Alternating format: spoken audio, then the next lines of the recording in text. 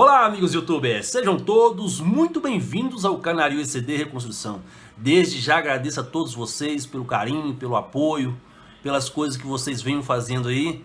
Dinheiro nenhum no mundo paga isso. Espero de alguma forma, de alguma maneira, algum dia retribuir o que vocês estão fazendo por mim. Muito obrigado mesmo, que Deus abençoe cada um de vocês. Galera, hoje estamos indo para a palestra de Canário Oso Japonês.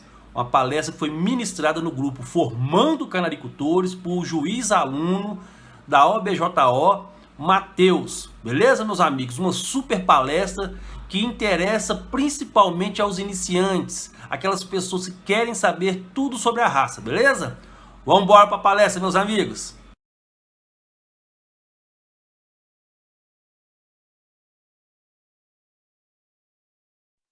Boa noite, amigos criadores, tudo beleza?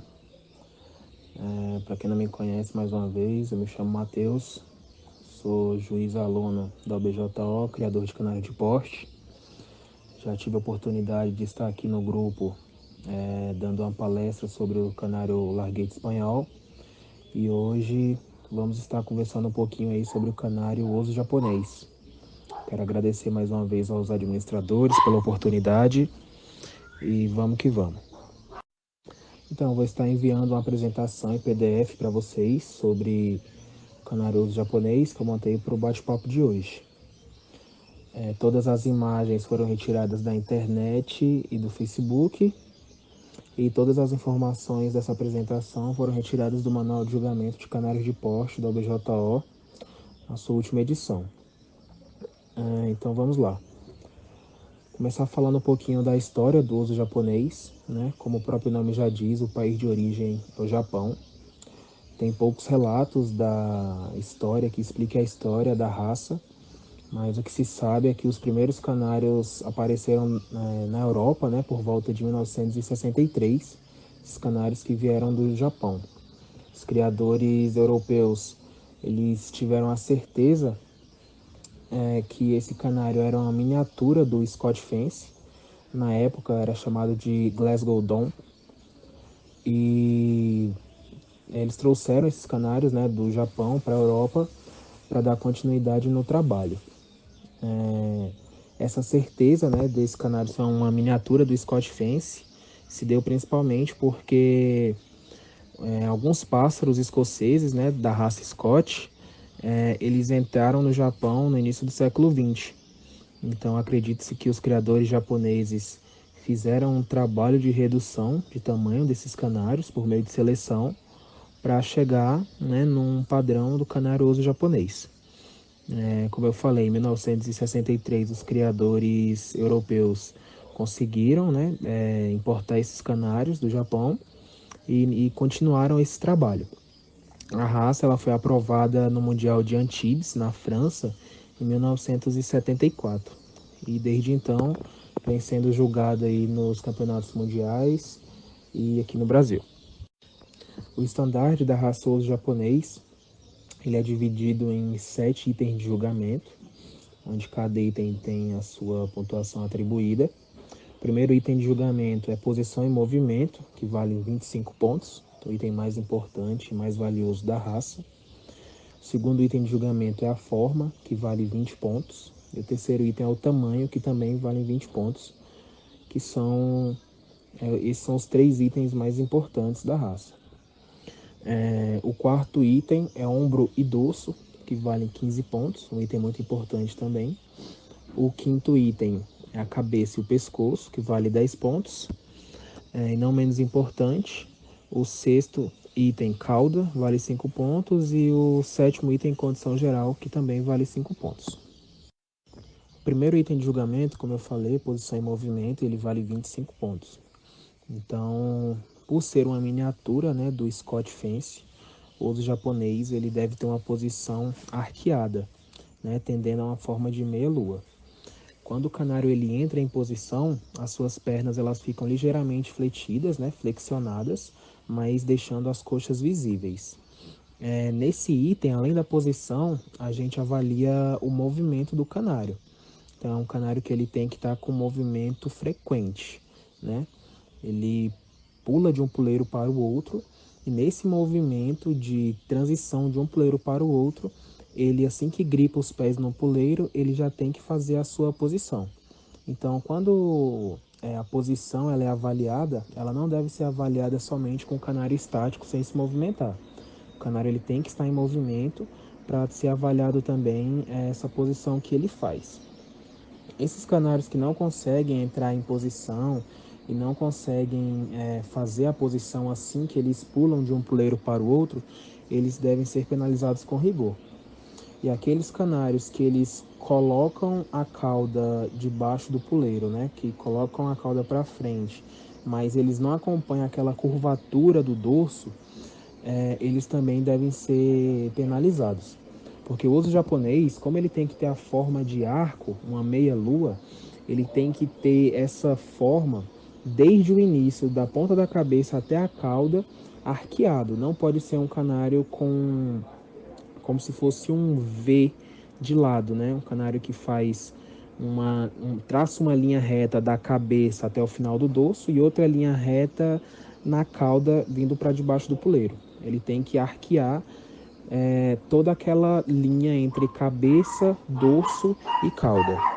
O segundo item de julgamento é a forma, ele vale 20 pontos.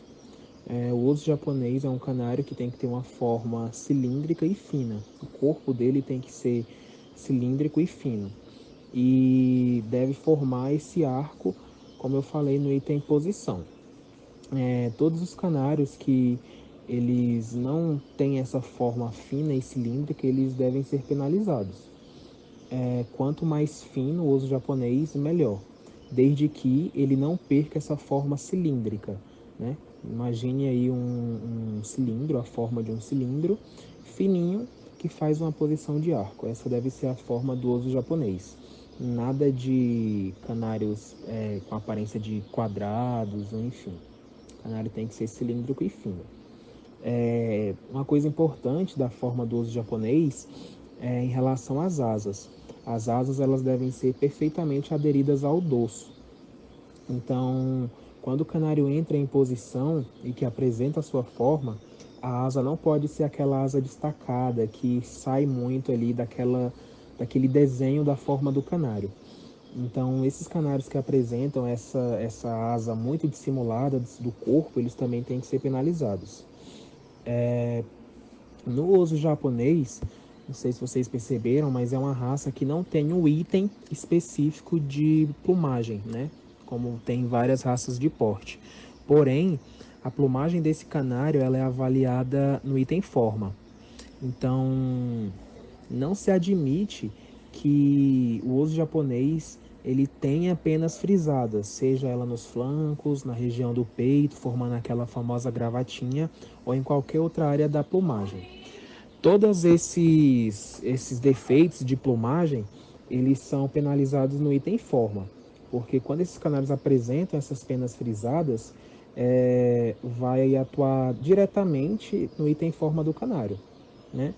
Então, o ideal é que o canário tenha uma plumagem lisa, compacta, bem sedosa, para não ter alteração no item forma. Em relação à plumagem do osso japonês também, é importante a gente frisar que esses canários que têm falhas de plumagem, falha de pena, falta de pena ao redor dos olhos ou atrás dos olhos, canários com a plumagem muito curta, eles também são penalizados ou até mesmo desclassificados, né? Por ser um canário miniatura que deve ser fino, é muito comum entre os criadores o acasalamento de intenso com intenso seguidas vezes.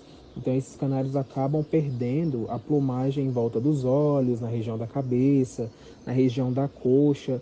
E esse defeito ele pode ser desde penalizável até desclassificável.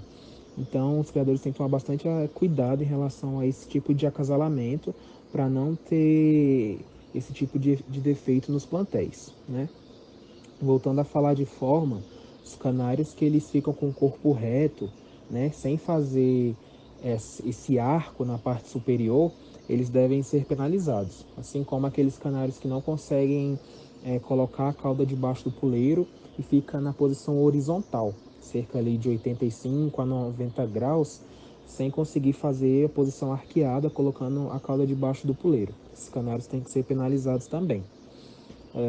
Assim também como aqueles canários grossos que tem o peito muito proeminente, muito evidente, aqueles canários com ombro largo, enfim, todos esses canários devem ser penalizados. Na apresentação, nessa parte de forma, eu coloquei algumas imagens, são 5 imagens de alguns canários, onde na parte de cima, né, esses 3 primeiros canários são canários com muito boa forma, canários com corpo bem cilíndrico, uma plumagem bem assentada ao corpo, canários finos. E na imagem de baixo eu coloquei 3 outros canários que tem alguns defeitos em relação à forma e também em relação à posição, né? Como vocês podem ver, o canário branco e o canário amarelo, eles tendem a ficar nessa posição horizontal, sem colocar a cauda debaixo do puleiro. Então, seriam canários que estariam penalizados tanto no item forma quanto no item posição. E o último canário da fileira de baixo é um canário verde, que está com o peito um pouquinho proeminente. Então, seria um canário também penalizado por ter esse peito proeminente atrapalhando a forma.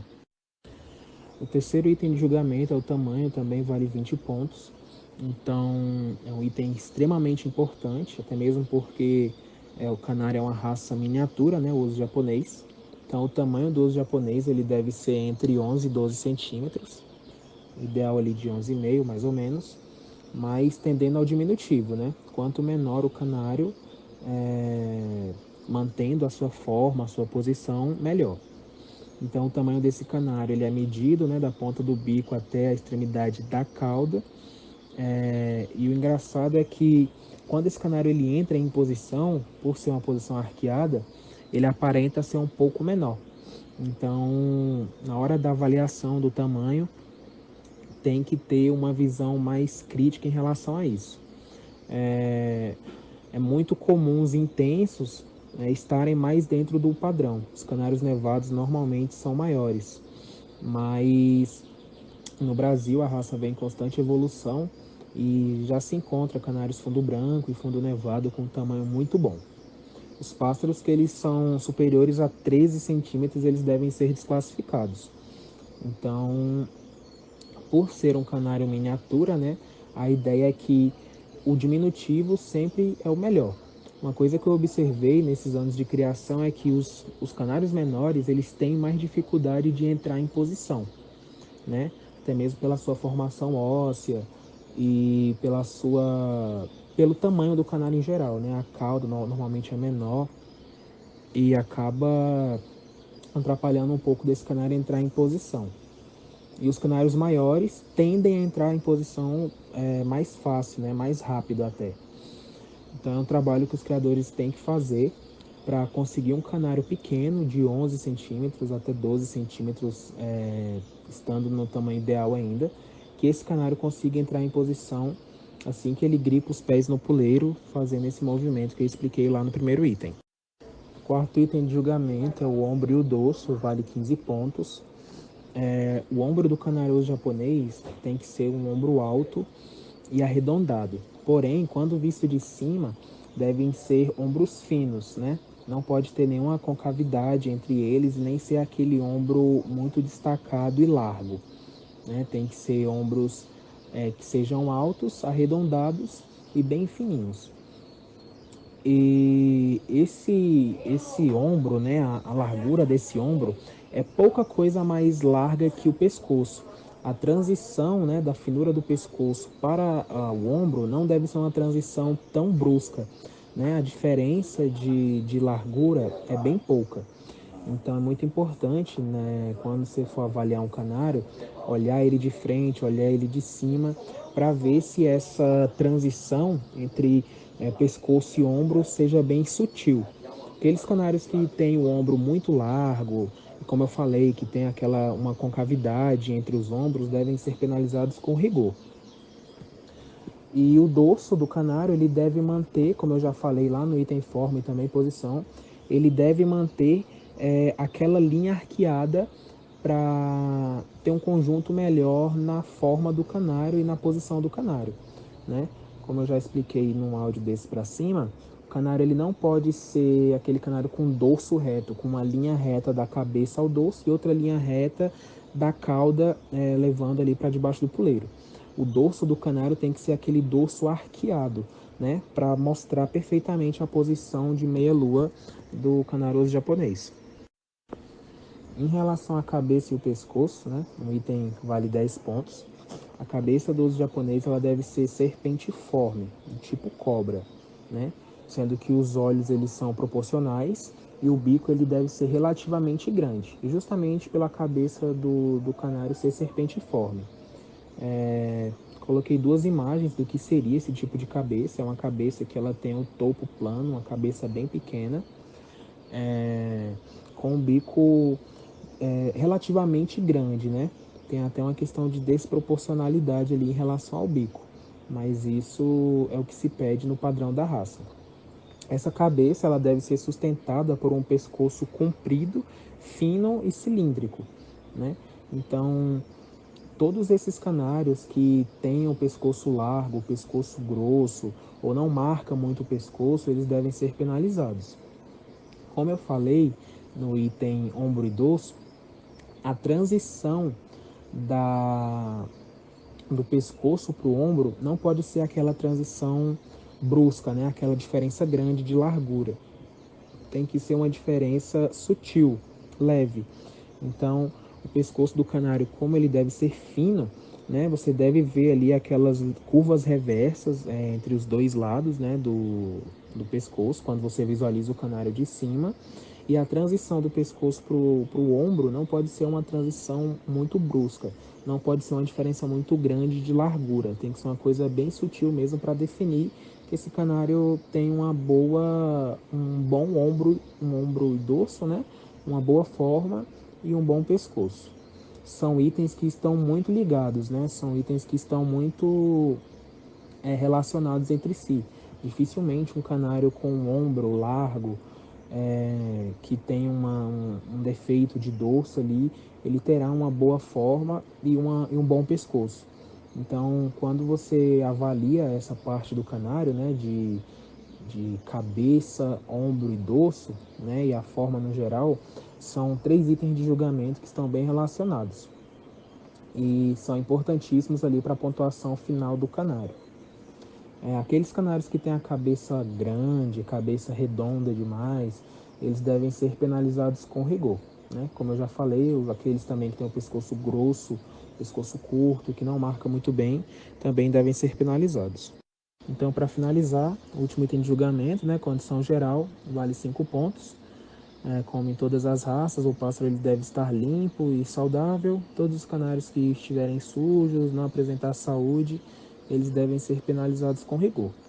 A diferença, né, na raça osso japonês é que os pés, na sua parte inferior, né, na parte traseira, e a cauda, elas normalmente ficam sujas, porque esses canários que constantemente eles ficam em posição arqueada, quando coloca a cauda debaixo do puleiro ali, eles acabam sujando essa região traseira dos pés quando o canário faz cocô.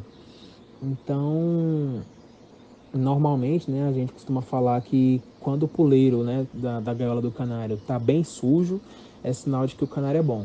É um sinal de que o canário ele entra em posição com mais frequência e suja ali aquela região, né, traseira do puleiro e das patas também.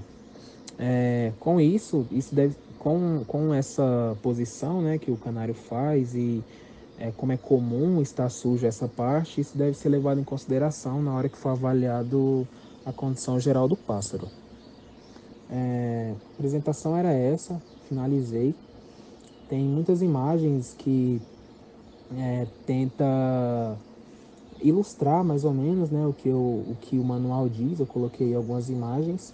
Muito difícil achar imagem de osso japonês na internet, no Facebook, enfim. Por ser um canário de posição, você registrar um momento desse é mais difícil, né?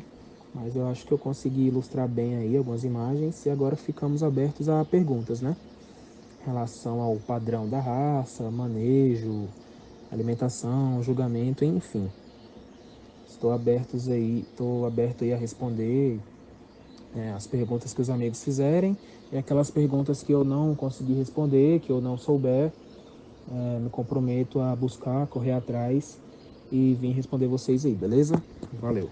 Então é isso aí, galera. Desde já agradeço a cada um de vocês. Fiquem super atentos com a segunda parte da palestra, que está super interessante, beleza? Galera, forte abraço para todos. Aguardo vocês até a próxima. Tchau. Fui. Valeu.